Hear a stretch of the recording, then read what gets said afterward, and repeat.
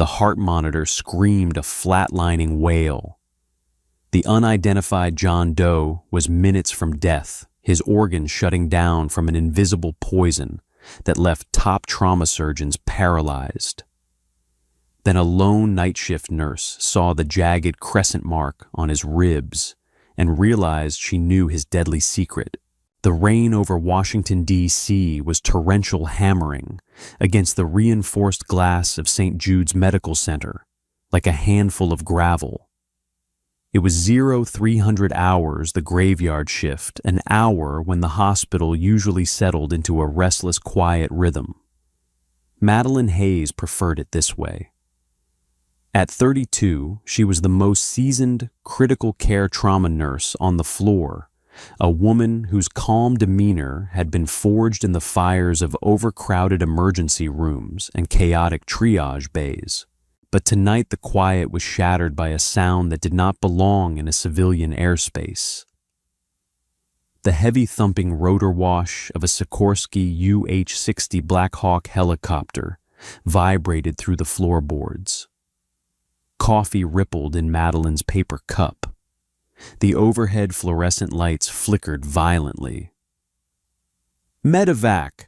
asked Bethany, a junior nurse, her eyes wide as she gripped the edge of the nurse's station. "Not ours," Madeline said, her brow furrowing. "Dispatch didn't call it in, and that bird has no markings." Before anyone could question it further, the double doors of the trauma bay crashed open. A tactical medical team dressed in unmarked black fatigues sprinted into the room, pushing a gurney that rattled violently against the linoleum. Surrounding the gurney were 4 heavily armed men. They weren't police. They weren't standard military. Their eyes were cold, their faces obscured by tactical balaclavas, and they moved with a lethal, synchronized efficiency that made the hospital staff freeze.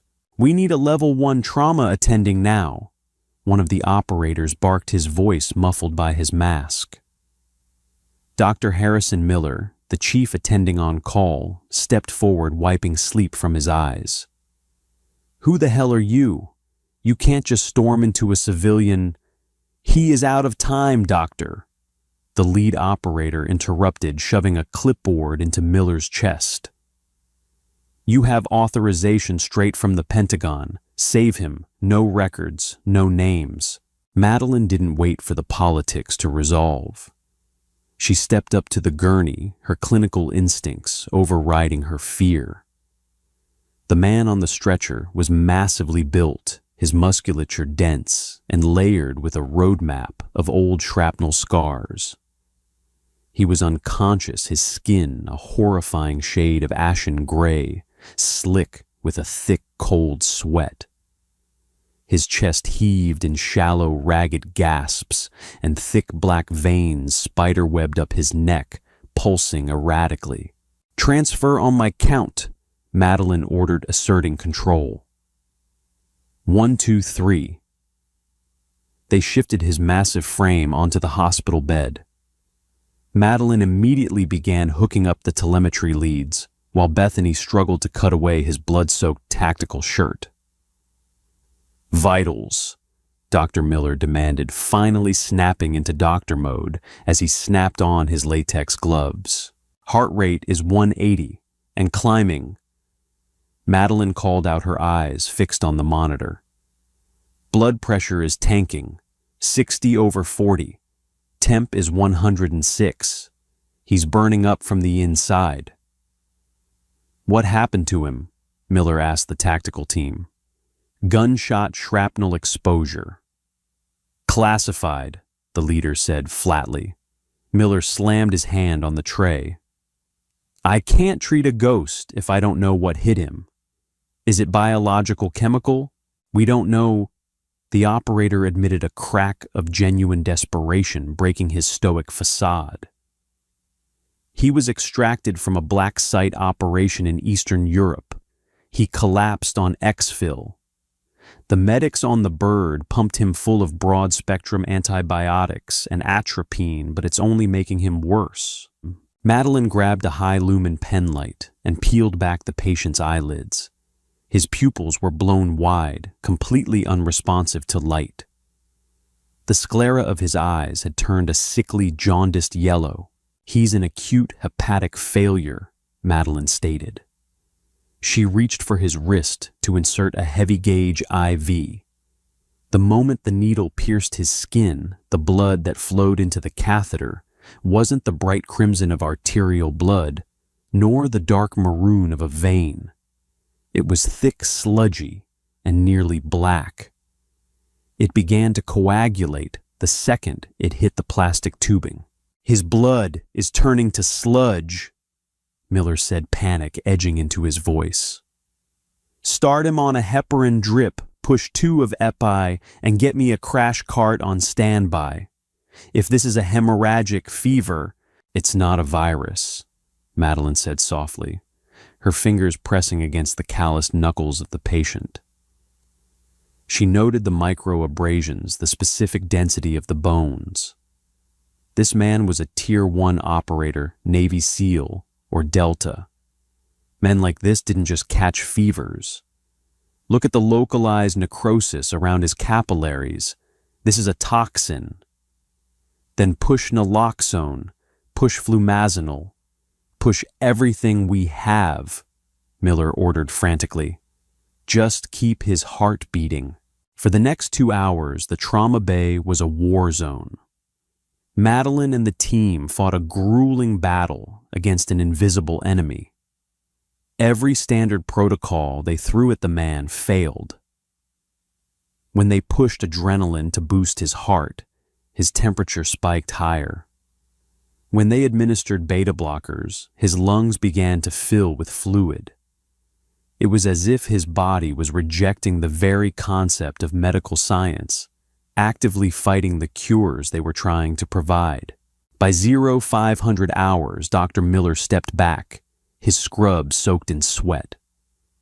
The monitor was alarming, showing a chaotic, jagged rhythm. "He's slipping into disseminated intravascular coagulation," Miller whispered, defeated. "His organs are liquefying. There's nothing more we can do. He's going to code." The men in black exchanged silent, grim looks. They had brought their brother-in-arms thousands of miles, bypassing military hospitals for the closest equipped trauma center, only to watch him die on a sterile white bed. "Stabilize him as best you can," Miller told Madeline, ripping off his gloves. "I have to go brief the hospital administration and whatever government agency is waiting in the lobby." The room emptied, leaving only Madeline, the unconscious operator, and 2 stoic guards standing outside the glass doors. The rhythmic failing beep of the heart monitor was the only sound left. Madeline stared at the ghost patient. His chest barely rose. He was a man who had fought in the darkest corners of the world alone, and now he was going to die alone, stripped of even his name. "Not on my watch," Madeline whispered to herself. She grabbed a basin of ice water and a fresh sponge. If his organs were failing from the heat, she would manually bring his core temperature down. As she pulled the heavy thermal blanket down to expose his chest and abdomen, she began to clean the drying blood and sweat from his skin. She worked methodically, washing the grit of a foreign war off his torso. She rolled him gently onto his right side to wash his back. That was when she saw it. It was hidden in the lower left quadrant of his rib cage, just beneath the serratus anterior muscle. At first glance, any ordinary doctor or nurse would have dismissed it as a bizarrely shaped shrapnel scar or a crude, faded tattoo. Madeline froze. The sponge dropped from her trembling fingers, splashing into the metal basin. She leaned in closer, her breath catching in her throat. It was a puckered, deep tissue burn, roughly the size of a silver dollar. But it wasn't random. The scar tissue formed a perfect, agonizingly precise geometric pattern, a fractured diamond enclosed within a double circle. The skin around it was raised angry and tinted with a faint, unnatural blue hue. A ringing sound filled Madeline's ears. The sterile walls of the ICU seemed to dissolve, replaced by the memory of a sunlit porch 10 years ago. 10 years ago. Her older brother Liam. He had been a golden boy, a varsity athlete who enlisted the moment he turned 18. He vanished into the shadowy pipeline of Joint Special Operations Command. When he came home on his final leave, he was a ghost of the boy she knew. He didn't sleep. He barely spoke. One afternoon, Madeline had caught him changing his shirt on the back porch. On his lower left rib cage, she had seen the exact same mark, a fractured diamond inside a circle ringed by raised blue-tinted flesh. "What is that, Liam?" she had asked, horrified by the depth of the burn. Liam had flinched, pulling his shirt down quickly. "Just a training accident, Maddie. A bad brand from the boys. Don't worry about it." But she had worried. 3 months later, 2 officers in dress blues arrived at her door. Liam was dead. The casket was sealed, the circumstances classified. But Liam had always been paranoid, and he had left a hidden lockbox under the floorboards of his childhood room. Inside, Madeline found a collection of encrypted journals and a single, heavily redacted field manual. For years, she had obsessively translated his shorthand. She learned about things she was never meant to know. She learned about Project Chimera. Project Chimera was a black book protocol designed for deep cover operatives who carried state secrets so sensitive that capture and interrogation were not options. The mark wasn't a tattoo. It was a surgical entry point. Beneath that scar lay a subdermal biometric dispersal port. If the operator was compromised, subjected to extreme stress, or injected with enemy truth serums, the port would rupture. It would flood their bloodstream with a synthetic localized neurotoxin, a slow-acting, agonizing failsafe designed to mimic multi-organ failure. It killed the operator slowly enough to give them a window to escape, but definitively enough to ensure they never talked. Madeline stared at the dying man on the bed. Her hands were shaking violently. "You didn't get poisoned by the enemy," she whispered, her voice breaking. "Your own failsafe deployed. You're dying from a chimera breach." The monitor beeped faster. His heart rate was accelerating toward ventricular fibrillation. Madeline's mind raced back to Liam's journals. She remembered the nights she stayed awake, reading the chemical breakdowns in his notes, driven by a sister's grief. Liam had written about the antidote. He had documented it because he had been terrified of the port malfunctioning.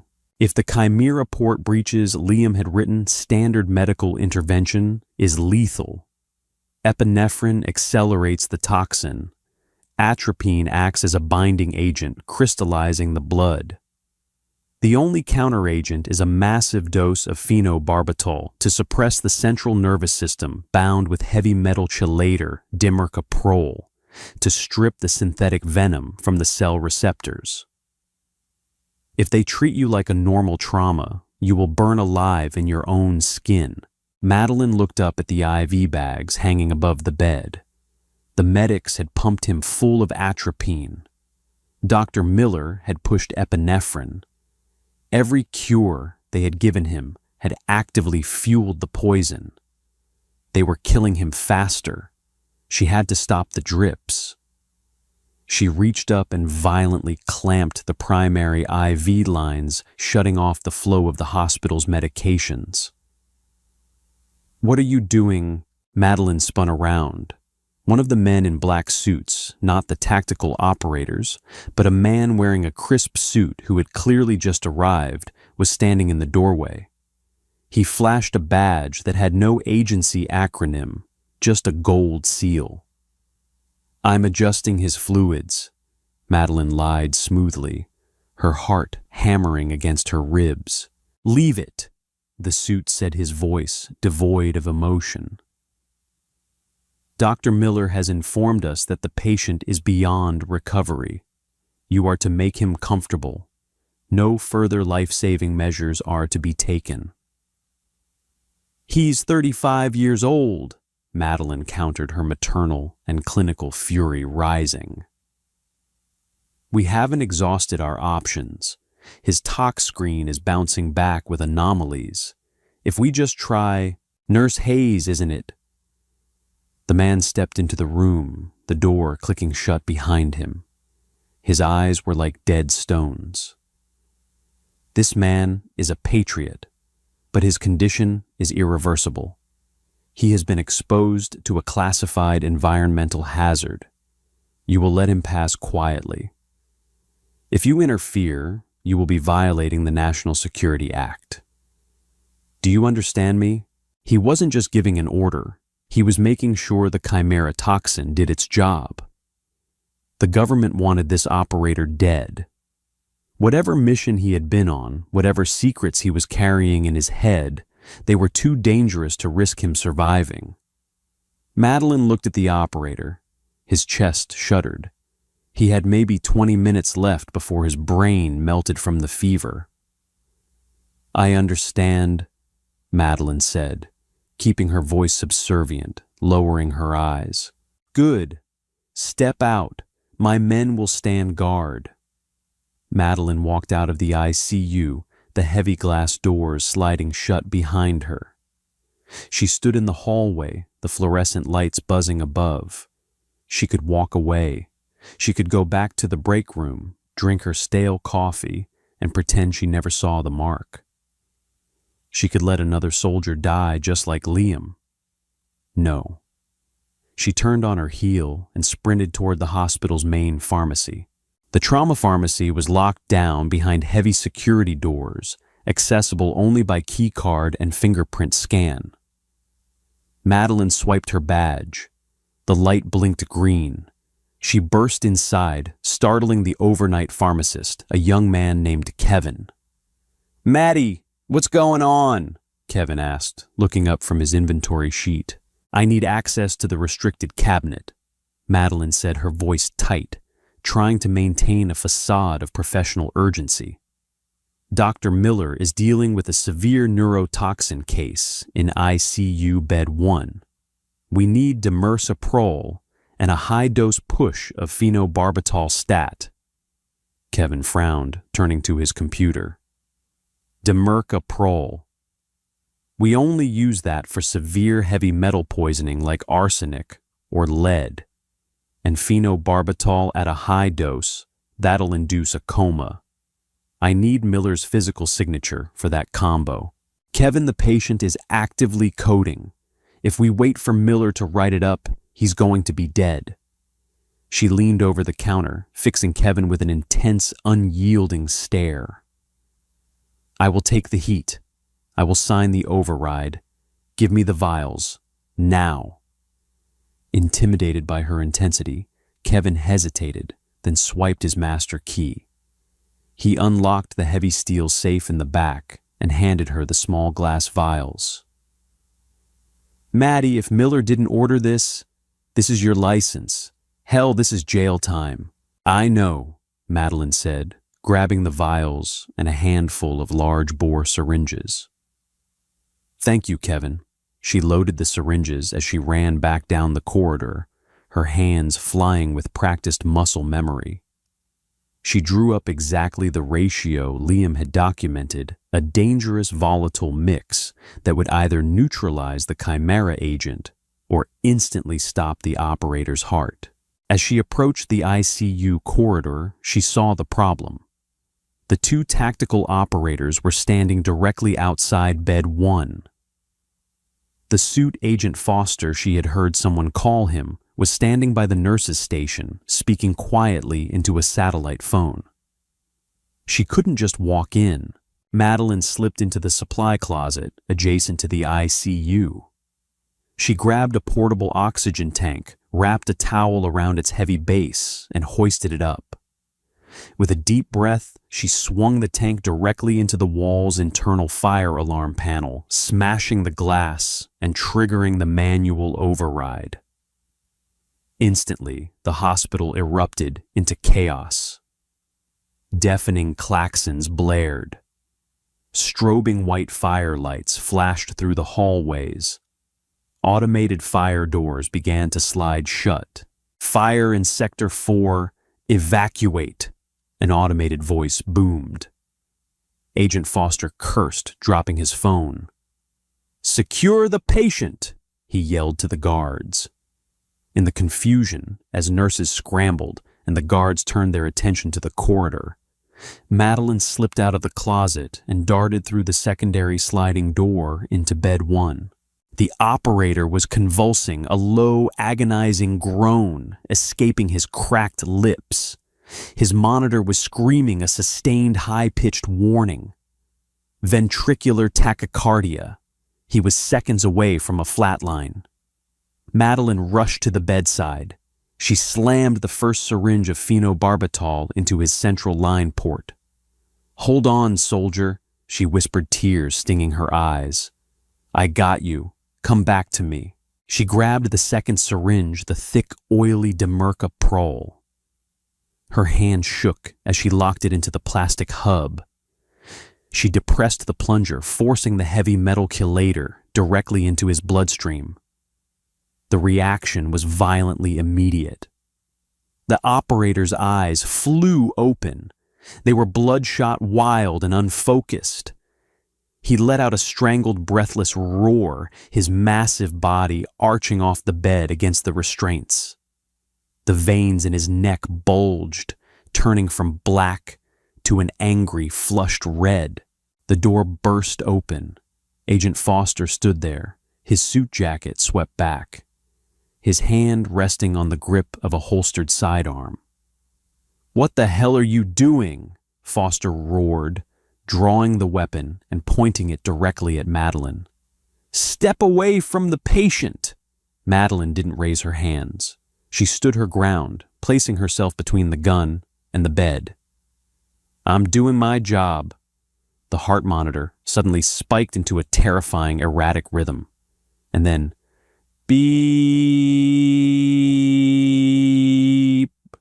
A flat line, a solid, unmoving green line stretched across the screen. The operator collapsed back onto the mattress, his head rolling to the side. Foster lowered his gun slightly, a cold, grim satisfaction washing over his face. "You killed him," he said quietly. "You injected an unapproved narcotic and stopped his heart. You're going to federal prison, Nurse Hayes." Madeline stared at the monitor, her heart turning to lead in her chest. Had Liam's notes been wrong? Had she been too late? The weight of her brother's memory and the life she had just taken crushed down on her. She fell back against the counter, her breath catching in a sob. Foster reached up to touch his earpiece. "Target is neutralized. Cardiac arrest. Begin the extraction of the body." Madeline closed her eyes. She had failed. But then the room was pierced by a sound. It wasn't a beep. It was a gasp. A wet, desperate, ragged gasp for air. Madeline snapped her eyes open. On the bed, the operator's chest heaved upward. On the monitor, the flatline jumped. Beep. A pause. Beep. Then a steady, rhythmic, strong pulse. The black sludge in his IV line began to clear, flushing out as bright oxygenated crimson blood pumped back into his extremities. The terrifying gray pallor of his skin was fading, replaced by the flush of life. The fever was breaking instantly, sweat pouring off him as the dimercaprol bound to the synthetic toxin and neutralized it. The operator slowly turned his head. his eyes no longer blown out and jaundiced, locked onto Madeline. They were a piercing, lucid steel blue. He didn't speak, but his gaze carried 1,000 words. He knew what she had done. He knew what she had recognized. Foster was frozen, staring at the monitor in absolute disbelief. "That's impossible," he muttered. "That is medically impossible." "Only if you don't know the chemical structure of the Chimera protocol," Madeline said softly, her voice suddenly devoid of fear. Foster's head snapped toward her, his eyes wide with a sudden, terrifying realization. The gun in his hand felt very heavy. A civilian nurse in a civilian hospital had just spoken the name of the most heavily guarded Black Ops secret in the Pentagon. The operator on the bed groaned his massive calloused hand, reaching out to weakly grab Madeline's wrist. His grip was surprisingly strong. "Who?" The operator rasped, his voice sounding like grinding stones. "Who are you?" Madeline looked down at him, a fierce, unapologetic fire burning in her eyes. Someone who was tired of watching good men die for secrets. The silence inside Intensive Care Unit Bed 1 was absolute, a heavy, suffocating blanket that swallowed the blaring fire klaxons echoing out in the main corridors. Agent Foster stood perfectly still, his polished black shoes planted firmly on the sterile linoleum. The barrel of his suppressed Sig Sauer P226 was leveled precisely at Madeline's chest. The metallic click of the hammer pulling back sounded louder than a bomb going off in the confined space. "You have no idea what you have just done," Foster said, his voice dropping to a lethal, icy whisper. The facade of the bureaucratic government suit had completely vanished, replaced by the hollow, dead-eyed stare of a professional executioner. "Project Chimera is a ghost. It does not exist, and anyone who speaks its name shares that exact same fate." Madeline did not move. Her heart hammered wildly against her ribs, a frantic, terrified rhythm that threatened to tear through her chest. She could smell the ozone from the smashed fire panel outside, the sharp antiseptic tang of the trauma bay, and the metallic copper scent of blood. She had spent her entire adult life saving people in rooms exactly like this one. She refused to die in one. "You're not government," Madeline breathed, her clinical mind racing to piece the puzzle together. Her eyes darted from the gun to the cut of his suit, looking for a wire, an earpiece, anything. A sanctioned Pentagon operation wouldn't assassinate a Tier 1 asset in a civilian hospital with witnesses. "You're a cleanup crew. He found something out, didn't he? He found something out, and you triggered his Chimera port remotely." Foster's lips curled into a faint, utterly humorless smile. "You are entirely too smart for a night shift trauma nurse. It is a genuine shame we could not contain this." He shifted his stance, his finger tightening on the trigger. He was going to shoot her right through the heart, then put a bullet in the operator's brain and blame the entire massacre on a rogue, hostile intruder. The paperwork was likely already drafted, but Foster made one fatal miscalculation. He had underestimated the man on the bed. The operator, heavily drugged, fresh out of a chemically induced cardiac arrest, and physically ravaged by the synthetic toxin, was still a weapon forged by the United States Naval Special Warfare Development Group. He did not need to be at 100% capacity to be lethal. He only needed a distraction. Madeline provided it. My brother was Liam Hayes. Madeline stated, her voice suddenly ringing out with absolute clarity. He was JSOC, You killed him too." Foster's eyes flickered wide for a fraction of a microsecond. The name registered. In that infinitesimal window of hesitation, the operator moved. He did not sit up. He exploded upward. With a guttural primal roar that tore from his raw throat, he ripped his left arm free from the remaining nylon medical restraint. The heavy stainless steel IV pole standing beside the bed, the one holding the bags of useless atropine and epinephrine, became his weapon. His massive hand clamped around the thick metal base. With a brutal sweeping motion that defied medical logic, the operator swung the heavy steel pole directly at Foster's head like a baseball bat. The heavy metal base connected with a sickening wet crunch against Foster's jaw.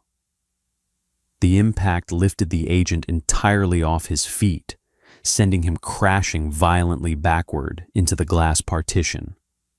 The reinforced safety glass spider-webbed outward in a massive fractal pattern, but held.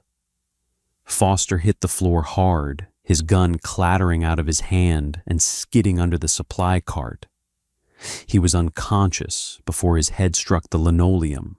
The operator collapsed forward, falling off the edge of the mattress and landing heavily on his knees. He grabbed the bed rail, his knuckles turning white as he fought for oxygen. His bare chest heaved, sweat pouring down his muscular torso, mixing with the fading blue tint around his rib cage. "Get my gear," he rasped, coughing violently as he looked up at Madeline. His steely blue eyes were burning with a desperate feral intensity. "The bag, under the gurney."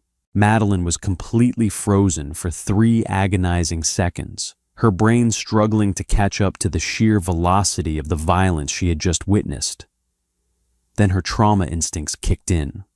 Triage, action, survival. She dropped to her knees, scrambling under the heavy automated hospital bed. Hidden in the shadows was a standard black nylon tactical duffel bag. She dragged it out by the strap. It was incredibly heavy, packed with dense equipment. She unzipped the main compartment. Inside, lying atop a neatly folded stack of civilian clothing, was a black, heavily customized Glock 19 sidearm, 2 spare extended magazines, and a secured tactical radio. "Who are you?" Madeline demanded, her hand shaking as she pulled the weapon out and held it out to him, grip first. "Garrett." The operator grunted, his fingers closing around the polymer grip of the pistol. The moment the weapon was in his hand, his entire physical demeanor shifted. The agonizing pain of the Chimera recovery was still there, but it was buried beneath a terrifyingly disciplined operational focus. Garrett Reynolds, Chief Petty Officer, he used the bed to pull himself to his feet. He swayed dangerously for a moment, his massive frame towering over Madeline. He reached into the bag, pulling out a dark gray hooded sweatshirt and pulling it over his bandage-scarred torso. It hid the Chimera brand. It hid the blood. "We have to move," Garrett said, racking the slide of the Glock to chamber a round. The metallic clack was definitive and terrifying. "Those 2 guys outside are private contractors, not military, not CIA. If Foster misses his check-in, they are coming through that door, and they will kill everyone in this ward." "The fire alarm is still going off," Madeline said, her mind snapping into logistical mode. "The hospital is in mandatory evacuation protocols. The emergency stairwell at the end of the hall bypasses the lobby and dumps out directly into the subterranean loading docks. We can use the service corridors." Garrett looked at her, his expression unreadable. "You stay here. You play the victim. Tell them Foster tried to kill you and I took him out. You have a life here, Madeline. They know my brother's name." Madeline fired back, stepping into his personal space, her chin raised defiantly. "Foster practically admitted they killed him. If I stay here, I'm a loose end. A nurse who knows the chemical breakdown of the Pentagon's most classified execution protocol. I am already dead." Garrett studied her face. He saw the same fierce, unyielding stubbornness he had seen in the eyes of men he had fought beside in the mountains of the Hindu Kush. He nodded once a sharp, decisive motion. "Grab his spare mags," Garrett ordered, pointing to Foster's unconscious body. "Stay behind me. If shooting starts, you drop to the floor and cover your ears. You do not look up until I tell you to. Understand?" "Understood," Madeline said. She rushed over to Foster, patting down the unconscious agent's tailored suit jacket. She found 2 spare magazines for his Sig Sauer and shoved them deep into the pockets of her blue scrubs. Garrett moved to the door. He didn't peek through the glass. He knew exactly where the guards would be positioned. He held up 3 fingers. 3, 2, 1. Garrett kicked the heavy door open. The hallway was a chaotic mess of strobing white fire alarms and automated evacuation announcements.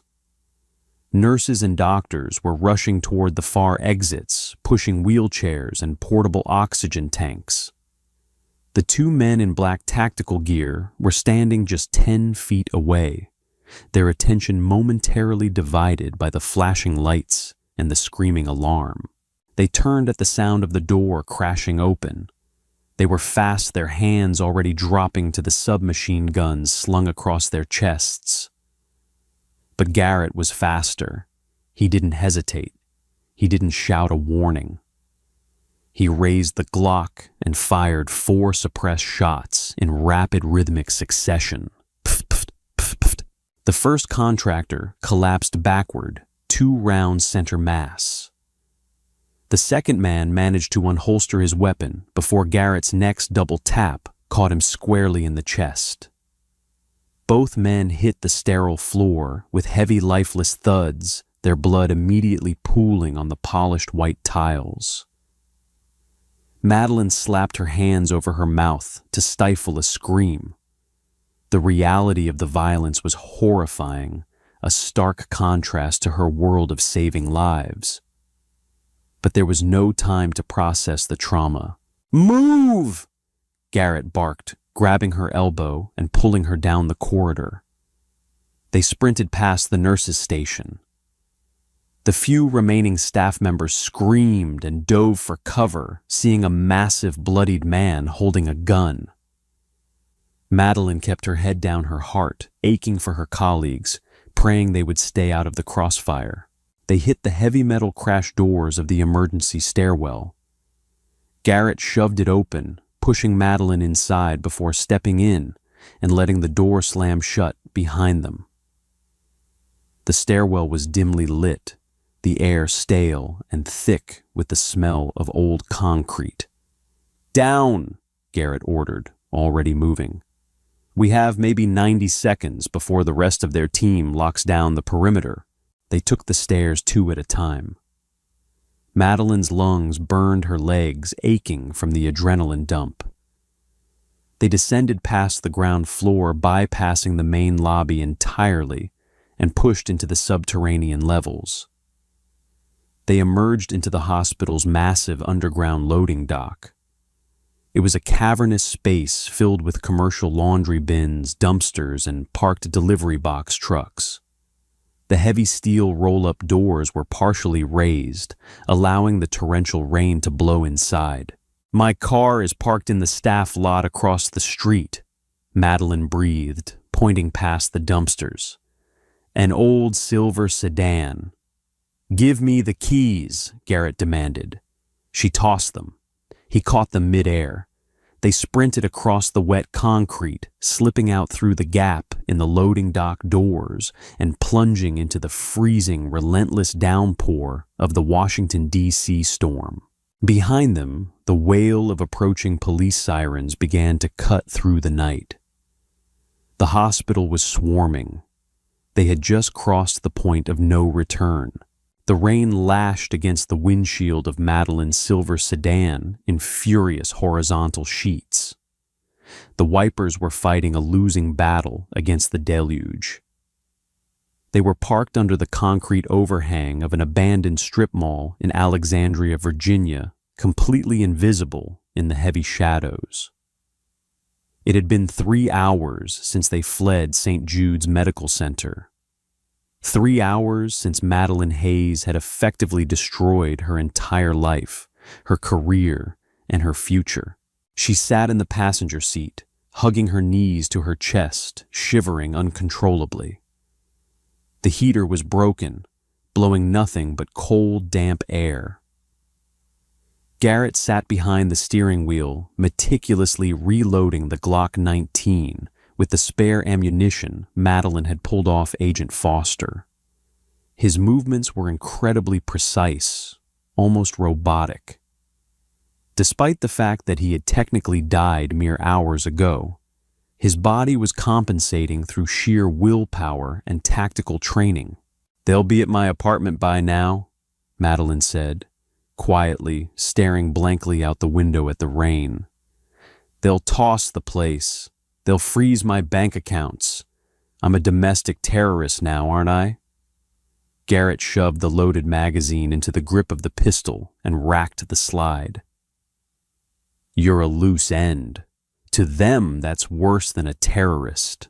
He turned to look at her. In the dim amber light of a distant street lamp, she could see the heavy toll the night had taken on him. The lines around his eyes were deep, etched with years of warfare and betrayal. "Why did they trigger your port?" Madeline asked, her voice steadying. She needed to know. She needed to understand why she had thrown her life away. "Project Chimera is a failsafe for captured operatives. You weren't captured. You were on an exfil."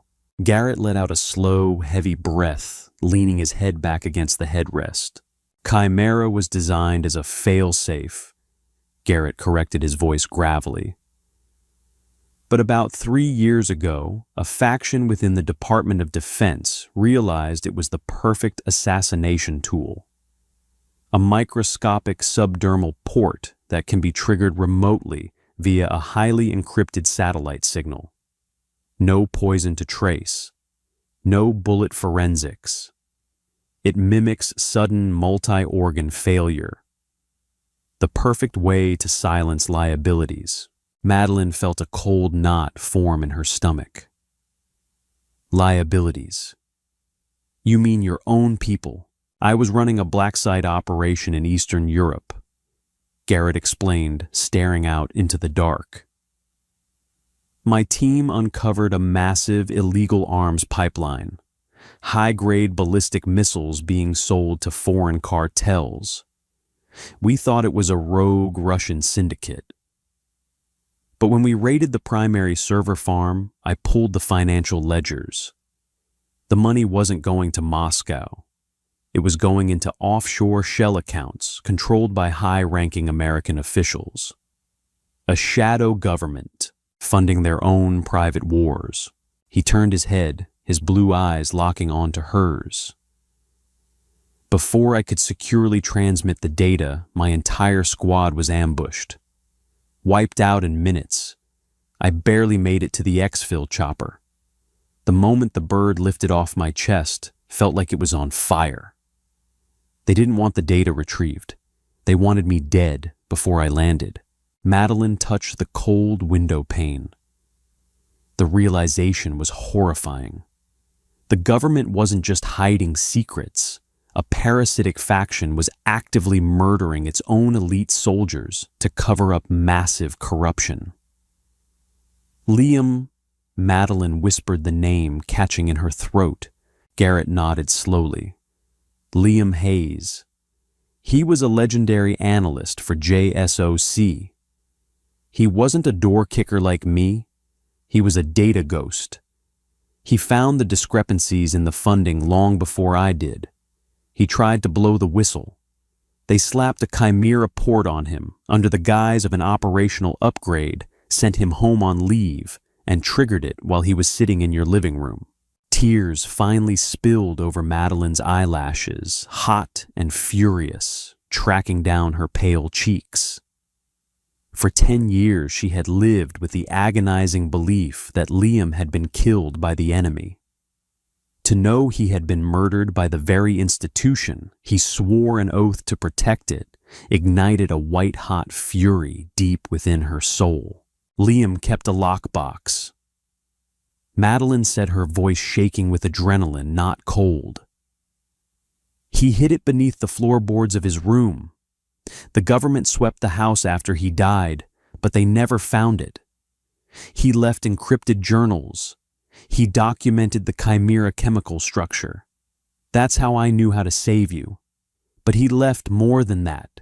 He left lists of names, account numbers, server locations. Garrett sat up perfectly straight, his eyes widening in shock. You have his physical ledgers. I memorized the encryption keys, and I buried the box in a waterproof safe out in the Shenandoah Valley. Madeline said, a fierce, unbreakable resolve settling over her features. She turned to face the Tier 1 operator. You have the tactical skills to survive off the grid. I have the intelligence to expose every single one of them. Garrett stared at the civilian nurse. He had spent his life surrounded by the most dangerous men on the planet. But sitting in this freezing battered sedan, he realized he was looking at one of the bravest people he had ever met. A slow, dangerous smile crept across Garrett's face. It was the smile of a wolf that had just realized it was no longer cornered. Foster works for the Director of Clandestine Operations. Garrett said, his mind already shifting into war planning mode. If he survives that concussion, he will mobilize a nationwide manhunt. We will be hunted by the best trackers in the world. We will have no backup, no safe houses, and no rules of engagement. I saved your life, Chief Petty Officer, Madeline said, her voice hardening into steel. She reached into her scrubs and pulled out the 2 spare pistol magazines, placing them deliberately on the center console. You owe me a war. Garrett picked up one of the magazines, weighing it in his palm. He looked out at the pouring rain, the dark road ahead, stretching out like an endless, treacherous abyss. They were 2 ghosts dead to the world, possessing the power to bring an entire corrupt empire crashing down. All right, Madeline Hayes, Garrett said, shifting the car into drive. The engine roared to life, a low, aggressive growl in the empty parking lot. Let's go hunt some monsters. The silver sedan pulled out of the shadows, its headlights cutting through the blinding rain, and vanished into the dark, stormy night, leaving behind the lives they once knew, and accelerating toward a war the shadows had never seen coming. If this heart-pounding medical thriller kept you on the edge of your seat, you won't want to miss what happens next. Madeline and Garrett are officially off the grid and hunting down the shadows. Will they expose Project Chimera, or will the government silence them forever? Hit that like button, share this video with your fellow suspense fans, and don't forget to subscribe and ring the bell so you never miss an explosive chapter. Drop your best fan theories in the comments below.